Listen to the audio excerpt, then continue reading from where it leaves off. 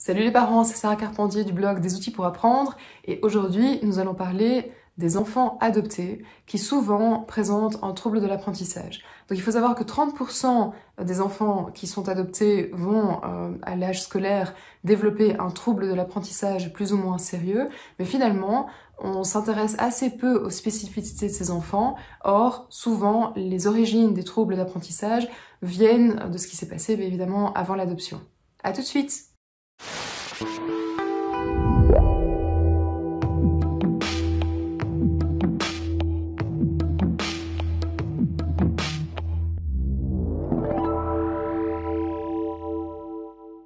Alors aujourd'hui c'est un sujet un peu particulier et parfois un petit peu triste, mais il est sûr que quand on fait ce choix de vie, qui était un véritable acte de foi selon moi, et magnifique et merveilleux et tellement... voilà, je n'ai pas de mots pour le dire, quand on décide d'adopter un enfant et que cet enfant arrive en âge scolaire et qu'il développe des troubles de l'apprentissage, eh bien on doit aller rechercher aussi les raisons de ce trouble du côté des antécédents de l'enfant, de ce qui s'est passé avant l'adoption, si même on sait ce qui s'est passé. Alors, quand on parle du développement de l'être humain selon ses besoins, on pense souvent à ce qu'on appelle la pyramide de Maslow, que peut-être vous connaissez. Donc je mets ici, du coup je vais me reculer un petit peu. Donc qui est une pyramide qui présente les besoins de l'être humain et qui commence évidemment par une base qui représente les besoins physiologiques. Donc évidemment, la première chose, l'humain va essayer de survivre. Il va devoir trouver de la nourriture, boire, respirer, dormir. Évidemment, sans ces choses de base, il ne peut pas avancer plus loin. Ensuite, il va avoir donc besoin d'un environnement qui est sécurisé. Donc évidemment, là on pense aux personnes qui sont voilà, en situation, enfin dans un pays qui est en état de guerre par exemple, eh bien ces personnes ont déjà du mal à atteindre le deuxième palier de la pyramide, à savoir être en confiance dans un environnement apaisant. Et ensuite seulement si on a, alors évidemment je vais résumer ici, je ne vais pas parler en détail de toute la pyramide, mais c'est seulement si vous avez rencontré les premiers besoins, donc en termes physiologiques, et ensuite le second besoin en termes de sécurisation de l'environnement, que vous pouvez passer aux autres paliers, notamment le sentiment d'appartenance, donc appartenir à un groupe, pouvoir s'identifier, voilà, je fais partie de tel groupe, je suis dans tel pays, je fais partie de telle classe sociale, telle religion, donc là il y a vraiment un sentiment d'appartenance. Et puis viennent ensuite les sentiments d'accomplissement, d'estime de soi. Voilà, je suis dans un travail qui me plaît, qui me permet d'aider les autres, qui a du sens, dans lequel je peux m'accomplir. Et un enfant qui est adopté, alors évidemment pas tous les enfants, mais il y a certains enfants adoptés qui sont encore en train de se battre au premier niveau. Alors premier niveau peut-être pas, mais au pluriel. C'est-à-dire ils ont dépassé évidemment le stade physiologique, donc ils sont dans une famille adoptante, voilà, qui est bienveillante, qui leur donne ce dont ils ont besoin au niveau physiologique, ont de bons repas, etc.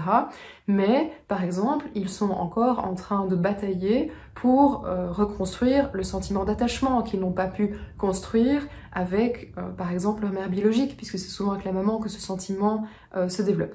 Donc je vais maintenant m'attarder donc sur les différentes causes possibles des troubles d'apprentissage des enfants qui sont adoptés. Mais donc là, de façon générale, vous comprenez bien que, évidemment, eh bien, il y a des enfants qui, malheureusement, doivent gravir donc, les échelons de la pyramide, mais qui ont beaucoup plus difficile parce que les bases de la pyramide ne sont pas encore solides. Les trois causes principales qui expliquent l'apparition de troubles d'apprentissage une fois que l'enfant atteint l'âge scolaire, ce sont d'abord les retards développementaux, qui sont liés donc souvent à la vie in utero, je vais l'expliquer. Ensuite, évidemment, des traumatismes qu'il aurait vécu. Et puis, troisièmement, donc ce que je viens déjà de citer, à savoir le problème de l'attachement à une figure qui va, à travers laquelle, dont l'interaction va lui permettre de comprendre que son environnement n'est pas hostile. La première chose dont nous allons parler, c'est le retard de développement. Alors, un enfant peut naître par exemple en ayant un historique in utero qui est déjà défavorable à son développement cognitif par la suite. Notamment, je pense là à des syndromes alcoolo-fœtals, si la maman buvait, à des addictions, voilà, l'enfant naît déjà avec une addiction. Alors des problèmes de périmètre crânien par exemple, des problèmes d'audition, voilà, des problèmes visuels, donc des problèmes plutôt sensoriels. Alors, Évidemment, il peut aussi s'agir de carences. Donc par exemple, la maman voilà, n'a pas pris les vitamines ou même s'est mal nourri et l'enfant, même dans les premiers mois de la vie, n'était pas nourri correctement. Alors si l'enfant est adopté avant l'âge de 2 ans, plus ou moins, on considère qu'assez rapidement il sera capable de rattraper en fait son retard. Mais il est vrai que si l'enfant est adopté un petit peu plus tard, eh bien il va devoir gérer en fait en même temps que les découvertes des apprentissages et donc évidemment la vie à l'école, il va devoir gérer les émotions, gérer les stimuli externes. Or, de part de ce qu'il a vécu dans sa prime enfance, on va dire ça comme ça, eh bien il aura du mal à gérer ces stimuli. Et donc souvent, des enfants qui sont adoptés un petit peu plus tard, on voit que ces enfants-là ont quand même assez fréquemment des problèmes à l'école, des troubles de l'apprentissage, et notamment un trouble et déficit de l'attention, qui sont dus à cette difficulté en fait voilà, à gérer au niveau des stimuli extérieurs, gérer le stress, etc. Et donc ils arriveront voilà, aussi à résorber le retard, mais là ce sera vraiment avec un suivi constant et au prix de souffrance de la part de l'enfant, parce que réellement là ça va devoir lui demander un effort. Alors que si l'enfant est adopté un petit peu plus tôt, quelque part ça va se résorber de façon plus rapide, et en tout cas ça va se résorber avant que l'enfant ne soit à l'école et qu'il doive réellement voilà, avancer en parallèle avec ses congénères et apprendre des choses, alors que son cerveau n'est pas encore focalisé sur ça. Alors on a parlé du retard développemental lié à ce qui s'était passé dans la toute petite enfance et dans voilà, ce qui s'était passé in utero même pour l'enfant, donc des carences alimentaires, des problèmes d'addiction, donc vraiment de la négligence. Maintenant à côté de ça, il faut aussi penser au traumatisme que l'enfant a vécu. Donc si l'enfant a vécu par exemple de la violence dans le cadre familial, ou si il est né dans un pays qui était en guerre, donc un environnement qui n'est pas sécurisé, évidemment par rapport à tout ce qu'il a vécu, il va développer des comportements que nous en tant qu'adultes voilà, nous considérons comme étant complètement inadaptés, inappropriés, mais qui pour cet enfant sont véritablement des comportements de survie. Et donc si les parents ne sont pas informés et s'ils n'ont pas connaissance de ce qui s'est passé avant, et souvent c'est le cas, ils peuvent se demander ce qui se passe. Mais en fait, il faut savoir que, encore une fois, l'enfant va devoir d'abord gérer ce qui s'est passé, gérer ses traumatismes, sortir de ses réflexes post-traumatiques, donc sortir de ses sentiments de colère, de honte, de trahison, enfin tout ce qu'il peut ressentir, pour ensuite seulement pouvoir s'intéresser aux apprentissages. Et pour lui, ça va lui demander un effort assez surhumain de sortir évidemment de ce contexte-là.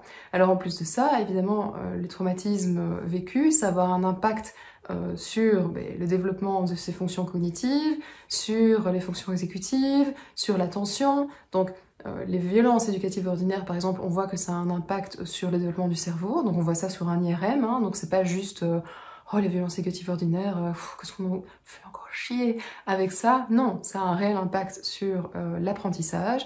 Et évidemment, quand là en plus de ça, on parle de violence à un tel point, ce sont des traumatismes et l'enfant est mis pour être adopté, voilà, vous pouvez vraiment vous dire que ce qu'il a vécu, ça ne lui permet pas, en tout cas, de démarrer une scolarisation avec les mêmes atouts que ses congénères. Et enfin, l'attachement. Alors l'attachement, c'est quoi? Eh bien, c'est le besoin du jeune enfant. Alors quand on dit jeune enfant, c'est de la naissance jusqu'à 2-3 ans. Eh bien, c'est son besoin, en fait, d'établir un lien de confiance privilégié avec la personne, l'adulte, qui lui prodigue des soins au quotidien. Alors, la personne qui s'occupe de lui, en général, c'est la maman, et donc c'est grâce à ce regard, à cet échange avec sa mère qui le porte, qui l'embrasse, qu'il va pouvoir se sentir en confiance, se sentir dans un environnement qui est sécurisé, et au final qu'il pourra peu à peu s'ouvrir à son environnement et aux personnes qui sont autour de lui.